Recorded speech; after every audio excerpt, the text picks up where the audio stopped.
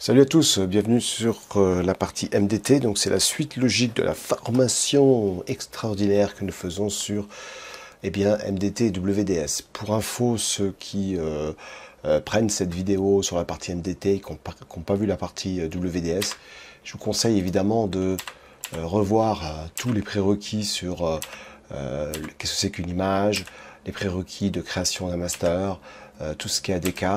WDS qui est très important par rapport à MDT, puisque MDT évidemment n'est pas un serveur WDS, Windows Deployment Services PXE, et donc là maintenant nous allons voir MDT. Alors on va voir que permet de faire MDT, le principe de gestion de MDT et les prérequis pour installer MDT. Nous allons voir comment télécharger et installer MDT, la création du deployment workbench, c'est là où vous allez mettre toutes vos images, vos drivers, etc.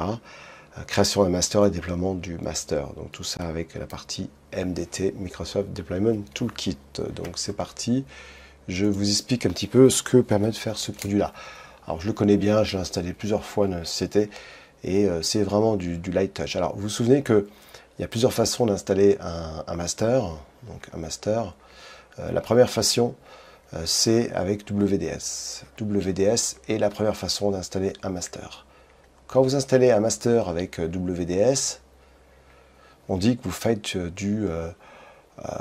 alors, on peut expliquer ça comme du high touch. High touch. Ça veut dire quoi, high touch? Ça veut dire que, alors, à moins d'utiliser un fichier de réponse, hein, évidemment, parce qu'un fichier de réponse permet d'automatiser plein de choses, mais disons que quand je déploie un master sur un poste de travail, donc imaginons que là je déploie mon master, eh bien, je dois appuyer sur F12, ensuite je dois sélectionner évidemment mon image, et puis ensuite je dois derrière, une fois que j'ai mon image, lui poser un fichier de réponse.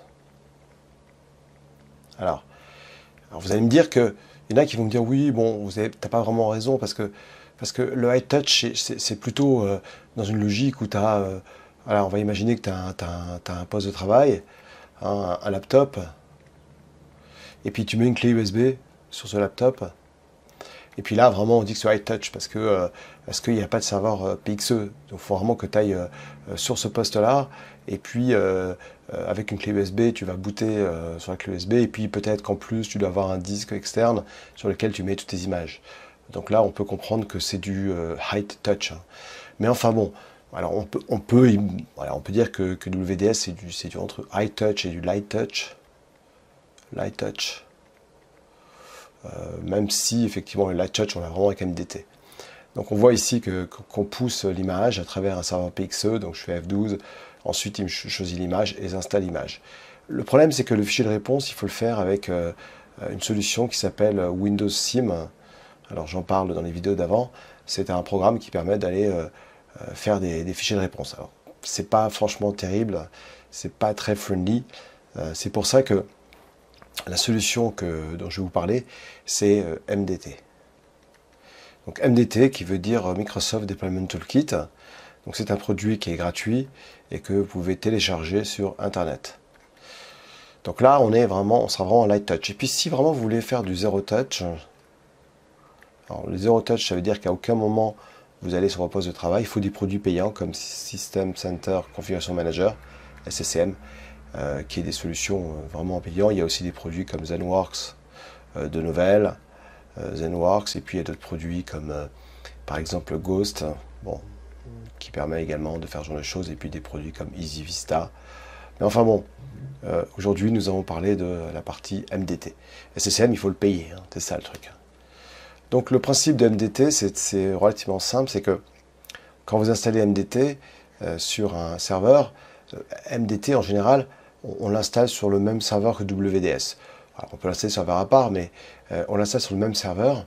Et MDT va apporter beaucoup plus de souplesse de la gestion d'image et surtout va apporter la notion de séquence de tâches qu'on appelle task sequence. Les task sequence, vous allez voir, c'est graphique, donc c'est quand même assez friendly. Hein. Donc pour la première chose à faire, c'est une fois que... donc là, on va aller sur mon lab. Hein, je vais faire ça. Sur mon serveur 1 ici, j'ai donc WDS. Pour ceux qui ont suivi la formation d'avant, j'ai installé une machine complète ici, vous voyez, qui a été installée d'ailleurs correctement. C'est une machine sur laquelle j'ai booté, hein, donc on voit bien que j'ai booté sur le réseau, puisque on a vu que j'ai booté sur le réseau à travers une carte Legacy, puisque en génération 1, on est obligé d'utiliser ce genre de carte. On ne peut pas utiliser la carte network traditionnelle pour booter sur le réseau. Il va falloir attendre la génération 2 pour le faire, hein, ce que vous pouvez faire aujourd'hui. Donc là, vous voyez, je suis obligé de mettre le clavier, etc. Alors j'aurais pu mettre un fichier de réponse, hein, mais voilà, je finis d'installer mon OS comme ça. N'empêche que j'ai jamais eu besoin d'aller sur le poste pour pouvoir l'installer. Hein. Même la gestion des mots de passe ici, je peux aussi l'automatiser avec un fichier de réponse. Pour le fichier de réponse. Alors, fichier de réponse que j'ai montré déjà ici, puisque c'est ça le fichier de réponse, ce qui peut permettre de créer un fichier de réponse et de pouvoir mettre, pré-répondre à tout ce que va me demander l'installation justement d'un operating system. Hein. Ok. Donc là, si je mets juste le mot de passe pour terminer cette installation, moi, je vous conseille de voir la première vidéo pour comprendre, parce que si vous prenez cette vidéo comme ça en cours, c'est pas vraiment évident à comprendre. En tout cas, mon serveur ici, je vais, pour pouvoir installer WDS, la première chose qu'il faut que j'installe, c'est ADK. ADK étant une solution que j'ai dû mettre ici, que j'ai dû installer ici déjà, puisque si je vais sur Windows Kits, vous voyez, j'ai installé ADK ici. Hein, donc on voit bien qu'il est installé. D'ailleurs, si vous allez dans Programme et Futur, vous verrez que j'ai installé, ici voilà, la solution. Ici, j'ai Microsoft Deployment Toolkit MDT qui est installé. Ici, je vais juste vous montrer à quoi il ressemble. Donc, si je vais dans Microsoft Deployment Toolkit MDT, alors quand vous l'installez, c'est simple, hein, il suffit de télécharger à partir d'Internet. Et ensuite, au moment où vous l'installez, vous avez l'intégration, par exemple, avec SCCM. Donc, vous pouvez intégrer MDT avec SCCM. Mais là, je n'ai pas SCCM. Hein. Et puis, quand vous l'installez, vous allez donc dans Microsoft Deployment Toolkit. Microsoft Deployment Toolkit. Et là, on a le Deployment Workbench. Donc, ça, c'est la première chose qu'on crée hein, ici. Si je vais dans Deployment Share, vous voyez qu'il n'y a pas de... voilà, on n'a vraiment rien du tout. Donc ce qu'on fait, c'est qu'on fait un New Deployment Share. Ici, on met le nom de ce répertoire-là, on fait Next. Et puis là, il crée un partage. Alors ce partage est important puisqu'il faut que ce soit accessible à partir des postes qui vont déployer l'operating system. Hein. Alors ça, c'est le prérequis qu'il faut pour pouvoir accéder à MDT. Donc on est d'accord que le principe de ce déploiement de share va fonctionner de la façon suivante que je vous explique. Donc, on va voir ensemble, ici je vais descendre vers le bas, comment va fonctionner de A à Z le déploiement d'un poste de travail. Donc, donc on est d'accord qu'on a un serveur WDS sur lequel j'installe MDT. Et donc, la première chose, c'est que vous prenez un poste de travail traditionnel, et ce poste de travail, vous allez dans le BIOS, et vous lui dites de booter sur le réseau. Ce qui va se passer, c'est que quand vous allez booter sur le réseau, il va contacter un serveur DHCP d'abord, en premier. Donc on va dire qu'en 2, il contacte un serveur DHCP, et le serveur DHCP va lui donner deux options. Option 66 et 67. Alors 66, c'est le nom du serveur PXE, et 67, c'est le fichier Bootstrap. Ce petit fichier Bootstrap, c'est ce qui permet à ce poste-là, au moment où vous allez vous connecter, de dire, OK, dis-moi où est le serveur PXE, et puis, une fois que le DHCP m'a donné l'information, j'ai plus qu'à contacter le serveur PXE, et lui, en contrepartie, il va me envoyer un petit fichier Bootstrap, hein. C'est un tout petit fichier, hein, un petit fichier Bootstrap, utilisé par le protocole TFTP. Hein, TFTP. Donc, une fois que finalement le serveur WDS m'a envoyé ce petit fichier Bootstrap, et bien en 4, ce qui va se passer, c'est que le serveur WDS va m'envoyer un programme qui s'appelle Windows PE. Ce programme Windows PE, donc là ça va être 64 bits, ce programme Windows PE, donc au moment où, alors déjà pour que je puisse accéder à Windows PE, le Windows PE lui-même va devoir accéder à ce déploiement de share que je vous ai montré tout à l'heure. Hein. Le déploiement de share. Et ce déploiement de share, au moment où le poste va accéder, eh bien c'est un share ici. Évidemment, pour accéder à un share, qu'est-ce qu'il vous faut? Il vous faut un login, il vous faut un password, et puis il vous faut le nom de domaine. Ce genre d'information, eh bien MDT, je vais pouvoir le mettre dans MDT de telle façon qu'il ne va pas me le demander.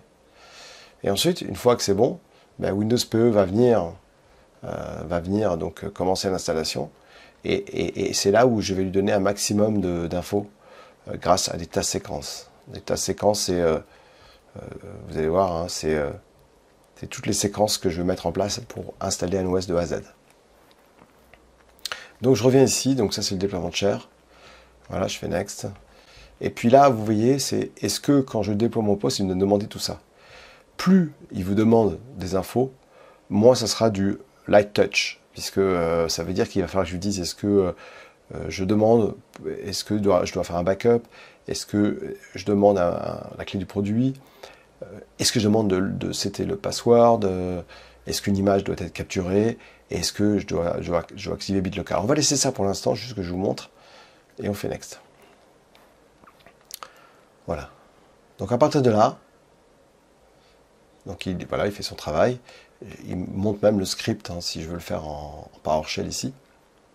Voilà, et je fais Finish. Et c'est là où c'est la beauté du produit, c'est que, vraiment si on compare avec un serveur WDS, juste quand même pour vous montrer, hein, si je vais dans WDS ici, vous voyez c'est quand même assez rudimentaire. Hein. J'ai mes serveurs ici, j'ai mes images, enfin bon, c'est déjà quelque chose qui est pas mal, mais enfin bon, quand vous allez voir MDT à côté, vous allez comprendre que ça peut rien avoir. Hein. On va aller là-dessus.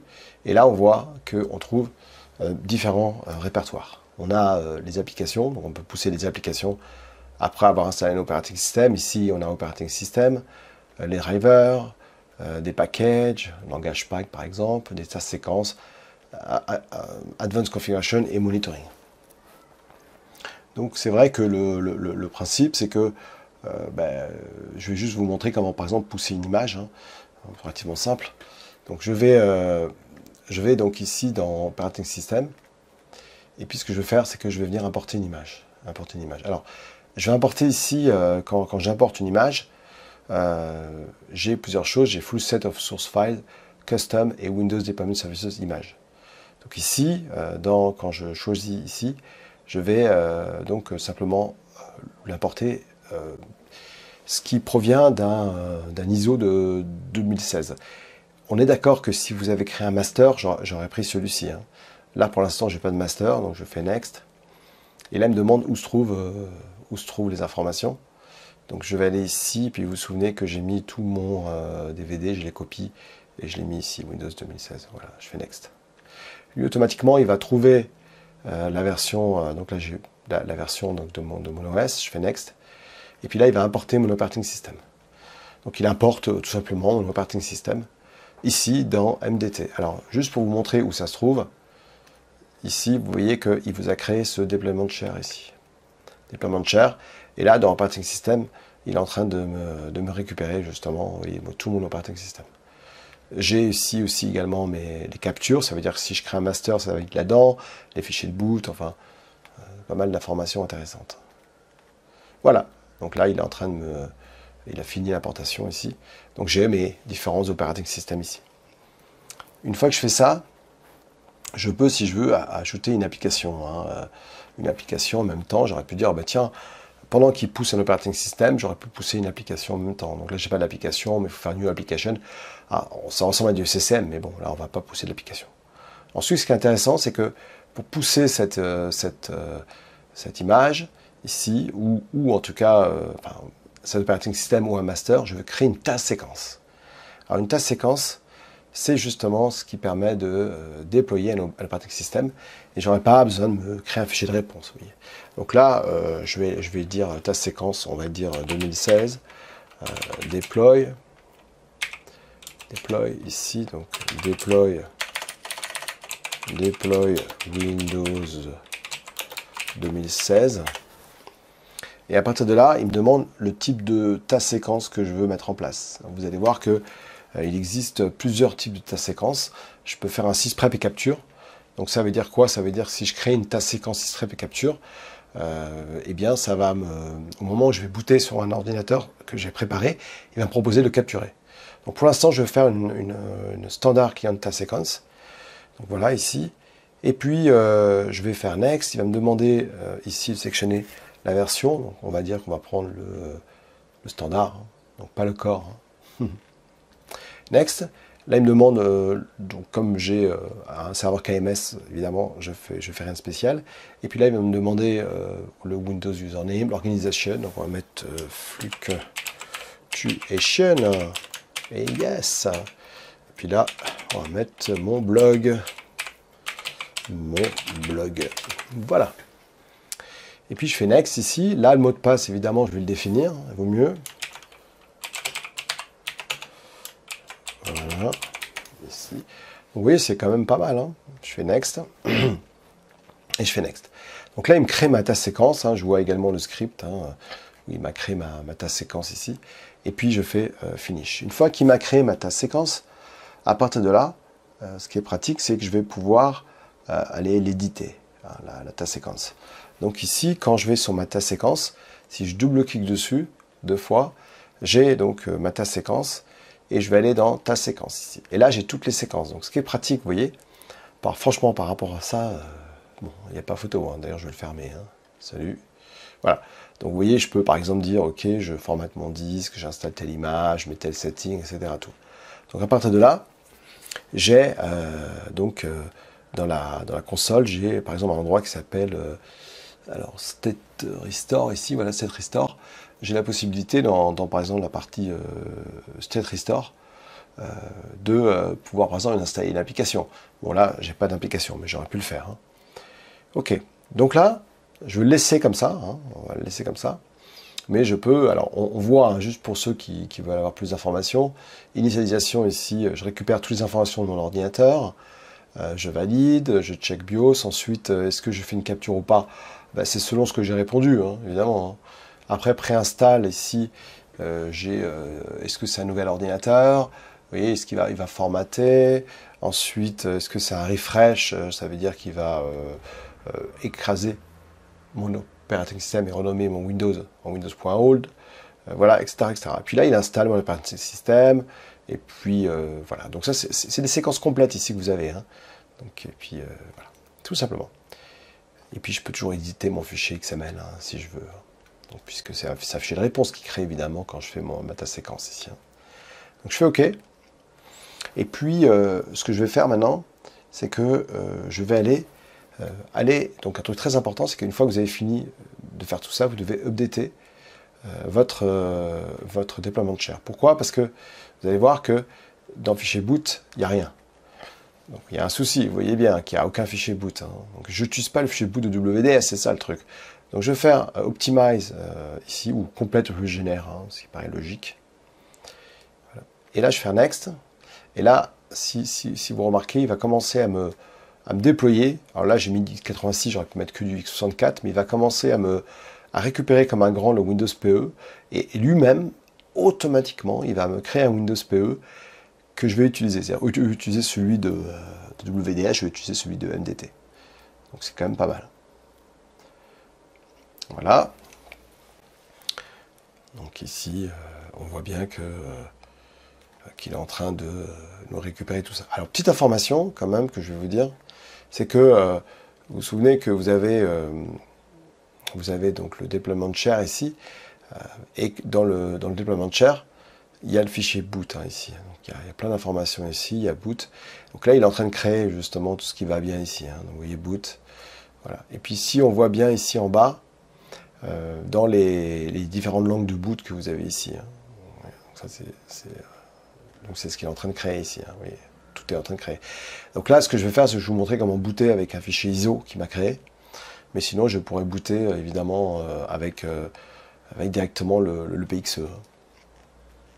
Voilà, donc là, il est en train de faire son travail. Donc vous voyez, il me génère entièrement tous mes documents. Après, je vais vous montrer un petit peu Voilà, les différentes informations qui x86 générées. Donc là, il s'occupe de la partie x86. Et après, il va faire la même chose pour le 64. Donc si vous avez que du 64, évidemment, on n'utilise pas la partie x86, ça ne sert à rien du tout. Donc voilà, il continue à faire son boulot. Je vois qu'il, si je vais dans Deployment Share ici, je vois qu'il continue à faire son Deployment Share. Voilà, donc là j'ai tout, j'ai mon Deployment Share, très bien. Ici j'ai bon ça c'est ce que j'ai créé tout à l'heure, hein, donc ça on ne l'utilise pas pour l'instant pour la formation. Voilà. Donc ici, oui, on voit où il en est. Voilà, boot, x86. Boot ici. Voilà, nickel. Voilà, donc là, il est en train de terminer. On va se mettre comme ça. Voilà, donc là, il copie, vous voyez, il copie tout. Là, il crée l'ISO. Cet ISO-là, ça va m'utiliser, ça va être utile quand je veux booter sur un poste qui ne supporte pas le PXE, ou si j'ai des problèmes réseau, je peux booter avec ce fichier ISO sur un poste de travail et il va me chercher la task séquence sur le serveur. Voilà, et là maintenant qu'il a terminé, vous voyez, ici, il est en train maintenant de s'occuper de la partie 64. Il est en train de créer maintenant la même chose, mais en 64. Donc ça veut dire que si je vais dans mon déploiement de share ici, dans boot maintenant, j'ai x64 ici. Et vous voyez ce fichier Light Touch, ben voilà, c'est celui que... Alors là, pour l'instant, il n'y a que le 32, mais ce petit fichier Light Touch, je peux simplement le graver sur une clé USB. Si je ne peux pas faire de PXE, évidemment. Sinon, si je fais un PXE, j'en ai pas besoin. Hein. Voilà. Donc là, oh, il est en train de terminer. Voilà. Ok, donc, je vais vous montrer après. Donc, je vais récupérer ce petit fichier ISO qui va bien. Et puis, on va booter dessus... et voir ce que ça nous permet de faire justement en bootant dessus. Voilà, il est en train de terminer la génération des 64 bits. Voilà, si je retourne sur le déploiement de share, ici, voilà, il est en train de me générer tout ce qui va bien ici, hein, avec tout ce qui est boot, hein, puisque en PXE, on boot évidemment, on récupère un fichier de boot qui est là-dedans. Hein. On ne prend pas celui de WDS, hein, ça vous devez comprendre. Hein. Ça, c'est quelque chose que je vais vous montrer aussi qui est important, c'est que vous vous souvenez que quand j'ai que WDS, il boot sur un petit fichier Bootstrap.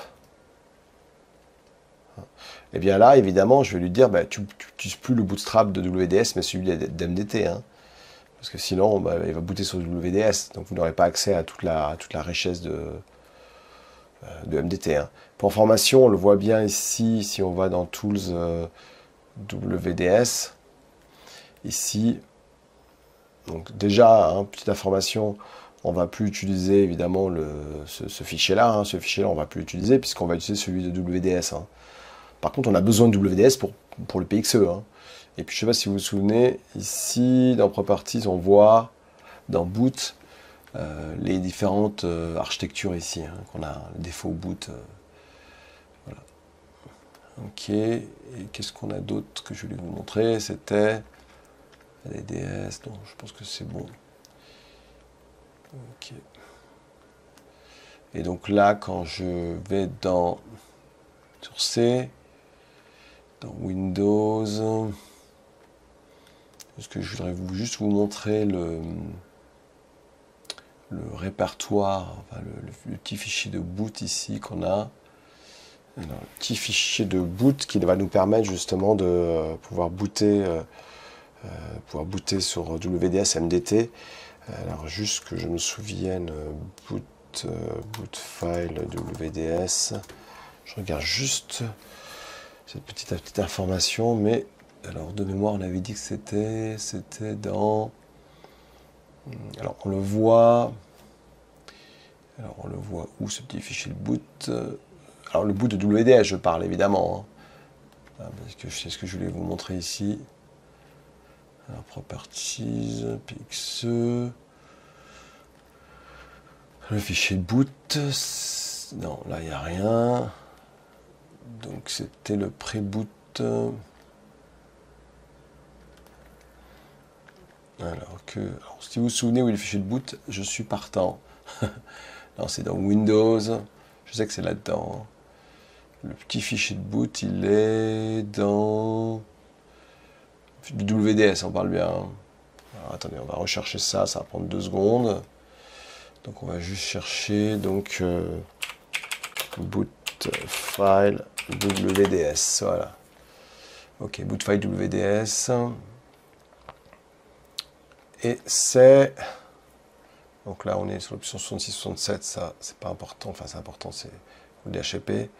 Voilà, donc le petit fichier de boot se trouve dans Windows System 32. Alors où il se trouve ce petit fichier de boot? Petit fichier de boot, petit fichier de boot. On va voir ici, pour voir où il se trouve. Enfin bon, voilà, donc voilà, ben voilà. Donc là c'est, on voit bien le fichier de boot. Bon là c'est du SSCM hein, ici, parce qu'on voit bien qu'il boot sur SMS, mais voilà, il est dans boot x64.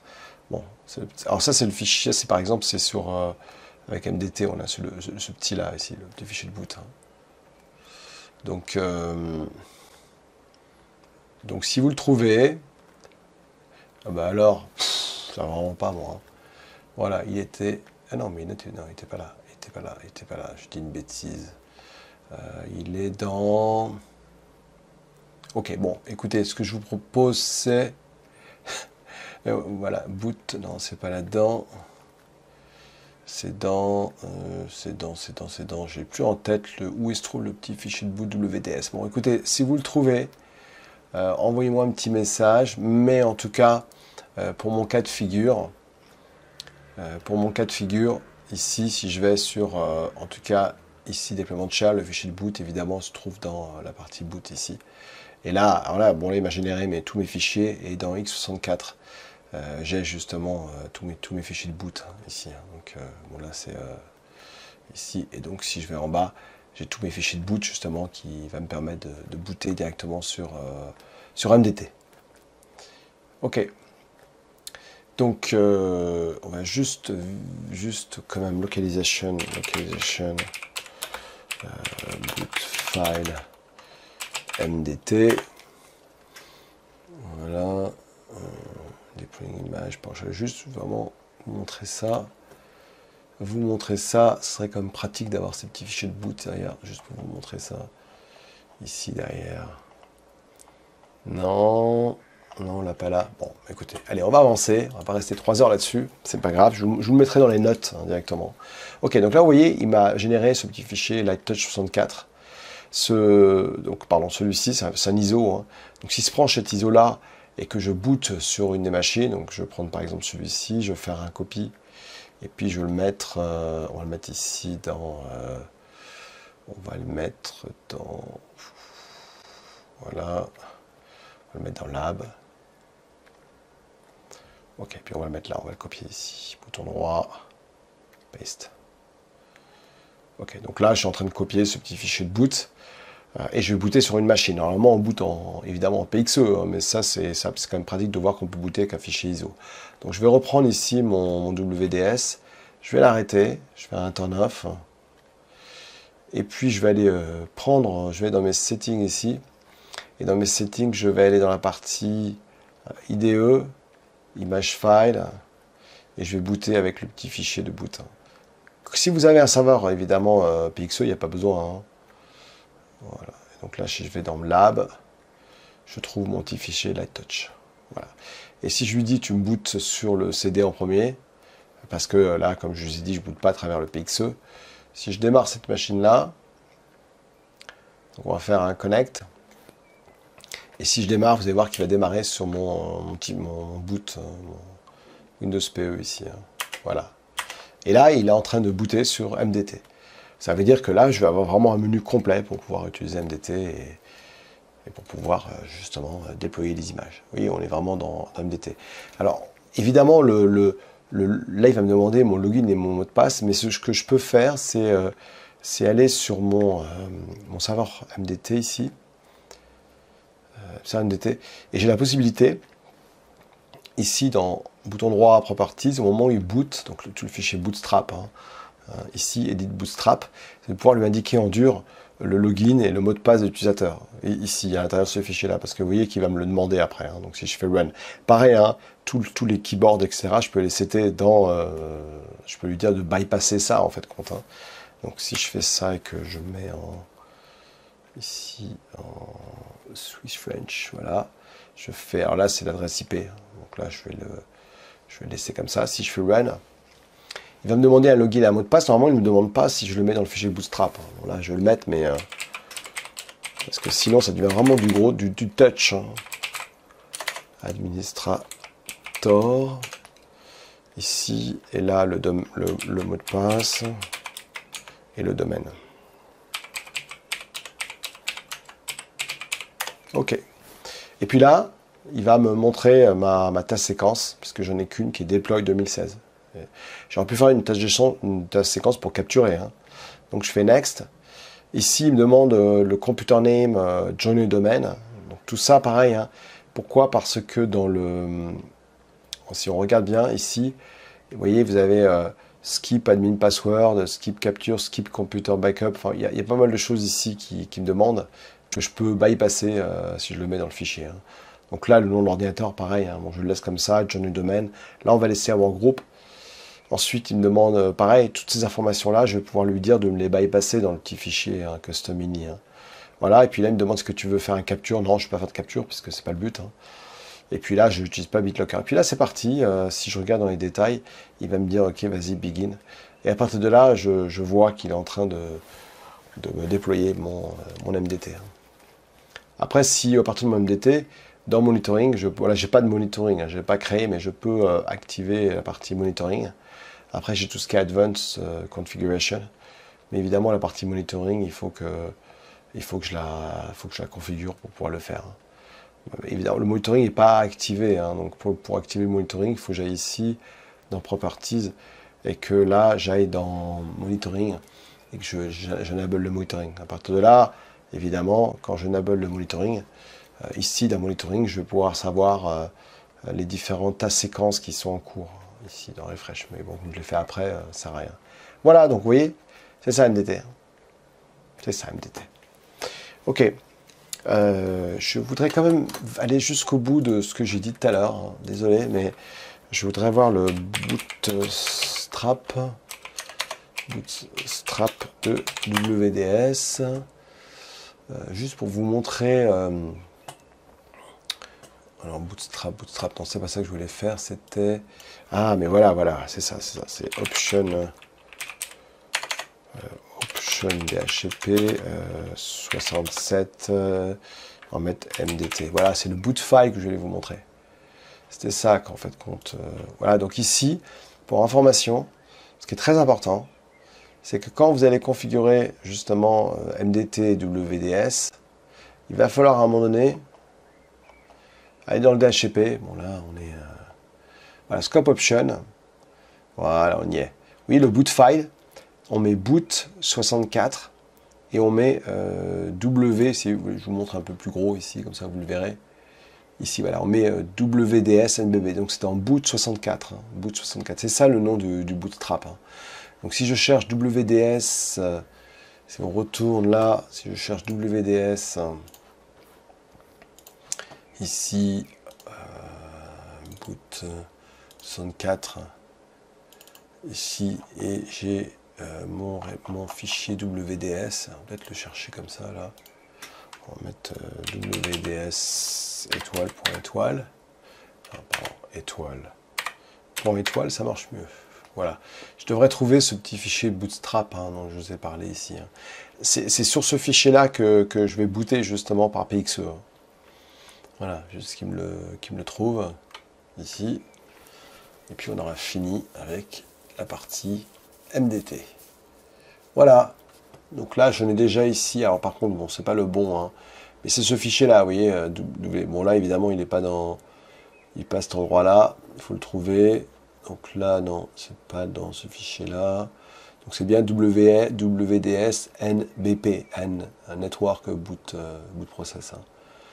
Est-ce qu'il me le trouve là? Non, ça c'est pas dans Windows, je devrais le trouver directement dans le répertoire en rapport avec MDT justement.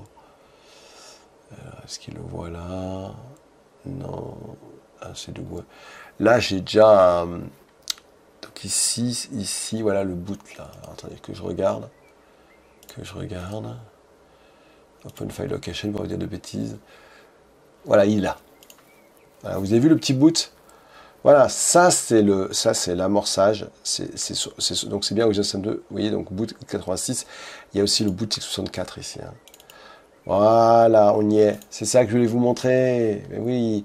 Et quand vous bootez sur un serveur WDS, il utilise évidemment les autres fichiers. Hein. Mais là, c'est sur celui-ci que mon PXE va booter. Donc il faut bien lui dire. Hein. Il faut lui dire vraiment boot x64 et non de ce fichier-là. Et là, je peux faire du PXE évidemment. Voilà, vous voyez, comme quoi, il ne faut pas lâcher. Hein. Ok, très bien. Donc, MDT, c'est bon. Hein, donc, on a vu comment faire. Petite information pour créer un master.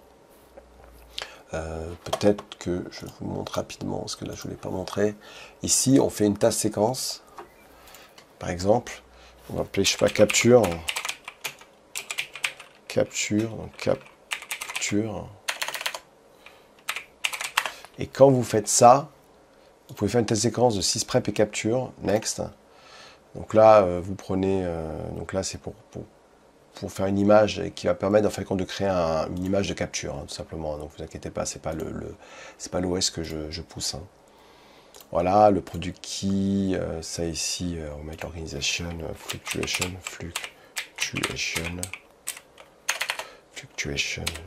IT. Le mot de passe, bon, pour l'instant, on fait ça, on skip. Et ce qui est pratique, vous allez voir, c'est que là, j'ai une task séquence de capture. Ça veut dire si je prends mon ordinateur qui est en train de... Voilà, donc là, d'ailleurs, il a fini, hein, vous voyez ici. Hein. Mais imaginons que je prends cet ordinateur-là et que j'en crée un master. C'est-à-dire j'installe mes applications, j'installe mes patchs, etc. Tout, j'ai envie de le capturer.